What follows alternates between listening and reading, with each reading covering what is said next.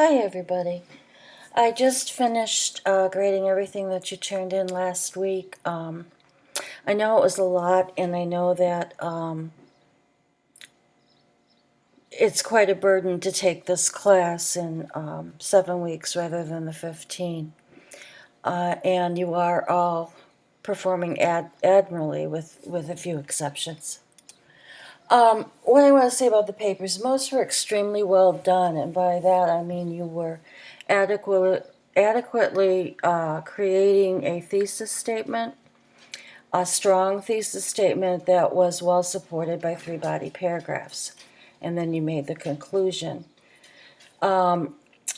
Some problems where you would have lost points is you didn't support the thesis, or all paragraphs didn't. Maybe you had 2 that did and 1 that was kind of off the beaten track, okay? Also, in some papers the thesis was weak, so that the structure of the whole paper was weak.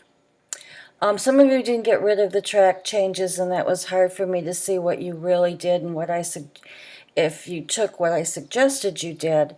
I've talked to all of you about it and asked a few of you to resubmit the paper, and you will get credit for it. I just need to see it without that. Another problem with the papers is I made some fairly specific comments in the last video, in the July, what was that, 10th video, about avoiding passive voice and about ridding the papers of the track changes. And some of you just totally either didn't listen to the video, didn't understand the video, and asked me a question, but there was that passive voice rearing its ugly head. Now, for some of you, I noted other stylistic changes other than passive voice. Passive voice was the only thing I was holding you to since the video last week discussed it, which means, well, of course, those of you listening to the video aren't the ones that should get yelled at for not listening to the video, so I won't do that. Quizzes. The only thing that I saw was a problem is some of you didn't understand what is a key word. The key word has to be very specific. It may be a key phrase. Words like you were doing the trigger warnings, words like trigger, and the next one, warning. That's not going to help. You're going to have the phrase trigger warning. And then what's a synonym for that? How else could you say trigger warning? Warning, excuse me, not morning. So you were having trouble with synonyms then. You couldn't just say things like abused. Well, how does that relate to trigger warnings? Maybe PTSD and trigger warnings might help pull that idea together when you are searching. I wanted to take you through that on the quiz, how to do come up with a thesis, come up with trigger warnings, or keywords, because you're going to need those skills for what we'll be doing this week, and I'll get to that in a minute. The logs were really well done. Most of them, I think, got all the points. They were incredibly well done, and I really appreciate that. And I hope the logs aren't a burden, but sort of help you understand what it is that the people or the authors, the 2 authors, are saying. Some of you got lost in the minutia of the examples. You told me all about 3 Mile Island, but you didn't tell me the important thing, which is why was that the authors explaining real 3 Mile Island in today's terms. Now, I lived through 3 Mile Island. I didn't live that far from there at that point. And the not knowing from the TV networks made it crazy as to what we should do, my husband, who's now my ex-husband, and I should do because we were close to the plant. I remember it was a really terrifying time. Now, I think I would have been more upset by all the news media that comes to us right now, all the online articles you can find, the YouTube videos, the constant 24-hour news cycle on CNN and on Fox and on MSNBC. All those things sort of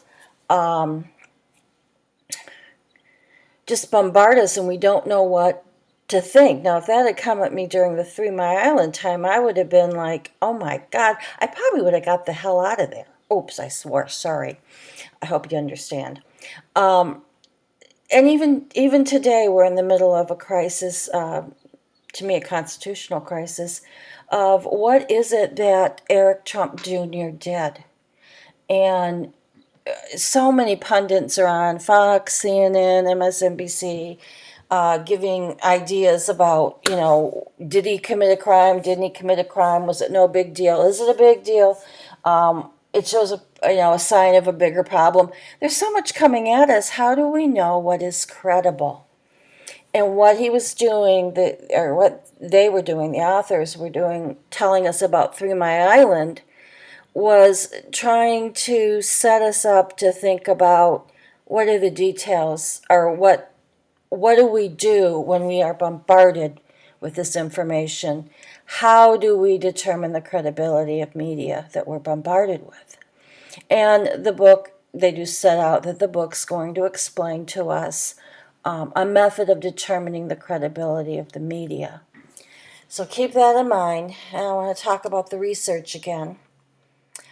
This week you have a blur log and you have the research process. There is no discussion board. Now, the research process, remember the process you completed in the quiz last week, as I said when we were talking about the quizzes. Read the articles carefully. I noticed people who did not understand the article on trigger warnings had a harder time writing their papers. I am not sure if the article was confusing because those who had trouble didn't come to me for help, or if they had just skimmed the article and didn't quite get what it meant. So read those articles carefully on technology and its effects on society. Because then the prompt you're using is to find a invention from this century that has a negative effect on our society. Be specific. Don't just say the internet does. What is it about the internet? Or it may not even be that kind of technology thing, but it might be e-cigarettes. E-cigarettes still cause lung cancer, whatever. I mean, think about, don't just think about technology as things associated with computers. Think about technologies and make it a current one. Try not to make it one that is from the last century. Keep it current. Keep it current, okay? Some new change. The way to approach it is, what change has happened maybe in your lifetime that has caused a negative effect? Now, someone asked me a question already. Do I have to agree that it was negative? No, you don't have to agree with your assertion, but you have to prove it. Okay? So, a change in your lifetime might be the use of medical marijuana. And you're saying that's negative, that they're legalizing marijuana. So, keep your ideas open, all right? Now, be sure to use the template on pages 109 and 110 in the Guild checks to list the articles as I ask you to in the assignment. And please use the template on page 129 to outline each article. It's very important because you're going to need that for the research. You're going to need that for the works cited page. Explore the Delta Library Online that gives you advice about how to research. I'm going to show you the Delta databases in a minute. Finally, on your blur log, look for the process of how to determine credibility. What are the steps that the authors are telling you? And then keep this in mind as you find articles for your paper. Okay, now, Let's go here. I've gone through this, but just to get you started on here, you have the blur logs due, you have your research, your pre-research due, and your research. Please read chapters 4 and 5. You already, I think, had a quiz over that. And then read the following articles and in one paragraph explain to me which is scholarly and why. So the first thing you'll send me, and do this all in one document. I do not want 3 different documents. I want one. So just put the numeral, Roman numeral 1 period, then just, or two, you'll start with 2. You will rate the articles and tell me why.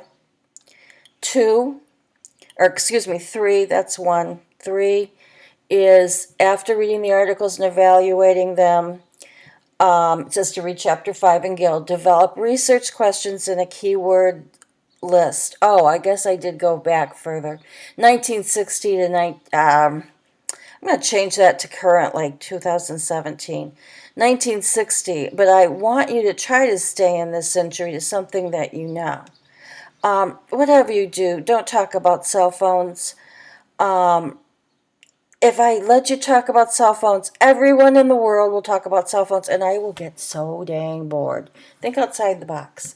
So think about that. Something other than just cell phones. Then read chapters 6 and 7 in Gill, and you're going to read pages 58 to 63, and I want you to write a thesis statement in answer to your research questions. When you're doing this, here is you're going to come up with a question, and then you're going to write a thesis that answers that question.